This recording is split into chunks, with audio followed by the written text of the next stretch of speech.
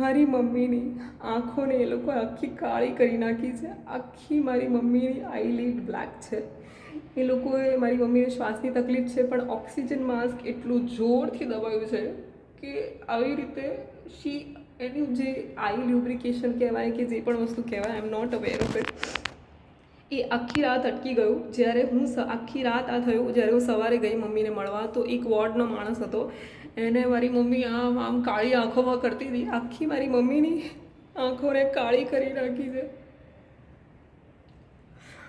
અને એ કાળી આંખોમાં એક વોર્ડના માણસે મારી મમ્મીને ઓક્સિજનના પકડી રાખ્યું હતું. મેં અંદર જઈને 12 દિવસ પછી ગુસ્સો કરીને કીધું કે મારી મમ્મીને પ્લીઝ છોડો, એની આંખો કાળી થઈ ગઈ છે. મેં કેટલી મિન્નતો કરી, રડી, ગુસ્સો કરીને કહ્યું કે તમે અત્યારે ડૉક્ટરને બોલાવો, હું તમને પૈસા આપવા પણ તૈયાર છું.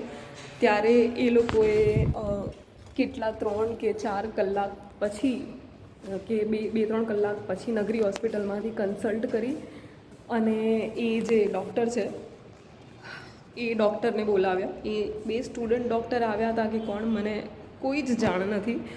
અને મારી મમ્મીનું આંખોની ઉપર અત્યારે મારા મમ્મીની આંખોની ઉપર પટ્ટી બાંધવામાં આવી છે.